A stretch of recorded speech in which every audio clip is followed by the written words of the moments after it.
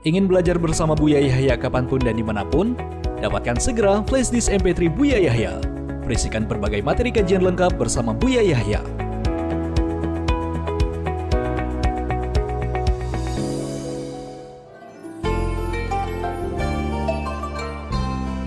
Assalamualaikum warahmatullahi wabarakatuh. Waalaikumsalam warahmatullahi wabarakatuh. Allahumma salli ala sayyidina Muhammad wa ala ali sayyidina Muhammad. Saya hamba Allah mau bertanya Buya, apa hukumnya seorang muslim mengutip ayat Bible dalam pidatonya, terlebih orang tersebut adalah public figure Buya? Baik, public figure. Jadi gini loh ya, mengambil naskah teks Bible dihadirkan dalam sebuah acara ceramah atau apa. Jadi gini, kita harus adil ya menilai. Tidak boleh kita menilai sesuatu berangkat dari kebencian atau saya tidak suka dengan seseorang atau saya suka seseorang. Jadi kebenaran itu harus kita lihat sebagai kebenaran. Kesalahan ya sebagai sesuatu yang salah.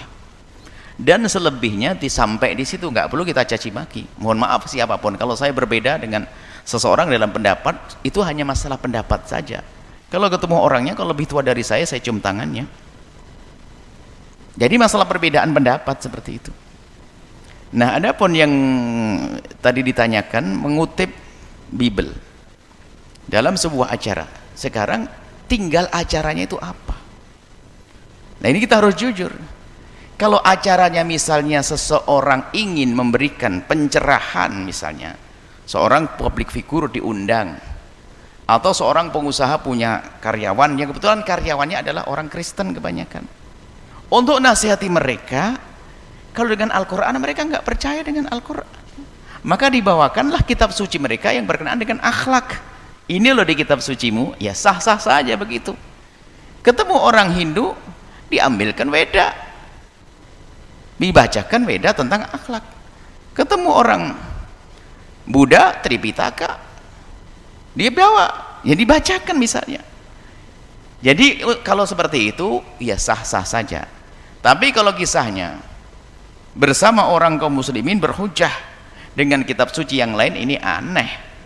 Sama ya juga kalau kita bersama orang non muslim, kalau berhujah tidak bisa kita mengatakan qala Allah Ta'ala, qala Nabi Muhammad, orang mereka tidak percaya dengan Nabi Muhammad. Seperti itu. Jadi kalau memang iramanya adalah untuk memberikan pencerahan kepada orang Kristen, maka kalau mengutip Bible tentang akhlak dan sebagainya sah-sah saja, karena agar mereka mengamalkannya, karena itu berkenaan dengan akhlak, dan akhlak itu biasanya kesepakatan.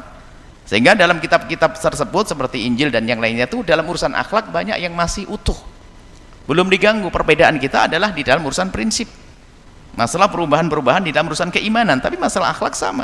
Harus sabar, harus ini ada, harus punya kasih sayang kepada sesama, itu ada. Seperti itu. Jadi kalau memang tujuannya adalah untuk memberikan pemahaman kepada satu agama disesuaikan dengan kitab sucinya, ya sah-sah saja. Tanpa saya mengimani misalnya, ini loh disebutkan dalam Bible begini karena dia orang Kristen, disebutkan dalam Weda begini karena dia orang Hindu misalnya. Nah, seperti itu. Jadi kita harus mandang seperti ini. Kalau memang misalnya orang tersebut misalnya punya ungkapan yang salah yang lainnya, terlepas dari itu, kita ini hanya ini saja permasalahan, karena saya tidak ngerti betul ceramahnya apa, selebihnya apa. Jadi kaidah umum, jika untuk memberikan wejangan kepada satu kelompok agama dengan kitab suci mereka yang ada urusannya dengan kebaikan, ya sah-sah saja. Seperti itu. Dan setelah itu mari kita biasa untuk adil, jangan sampai kita juga mencari-cari kesalahan orang, juga tidak benar. Mungkin ada seorang yang pernah salah dalam statementnya, ungkapan-ungkapannya, bukan setiap omongannya lalu kita cari kesalahannya, juga nggak boleh. Tapi kita bisu atau tuli dengan kesalahan hanya karena itu sahabat kita, saudara kita, juga nggak benar seperti itu. Kita harus adil dalam segalanya. Tujuannya pun jelas, di saat kita mengingatkan orang yang bersalah juga demi cinta, karena cinta untuk wujudkan rasa kasih sayang dan cinta, keindahan, bukan karena dendam, bukan karena seperti itu, tidak. Semoga Allah mewujudkan keindahan di negeri kita ini dan menjadikan agama Islam semakin jaya, dan juga semoga Allah menjadikan bahasanya keharmonisan di negeri ini tetap terjalin antara agama-agama, akan tapi tanpa harus saling bermusuhan, mencaci dan saling menghinakan. Dan semoga Allah menjaga iman kita, Dan kita harus yakin dengan agama kita. Seperti orang lain harus yakin dengan agamanya, ya silahkan Anda meyakini agama Anda. Akan tapi saya sebagai seorang muslim punya hak untuk memamerkan agama saya.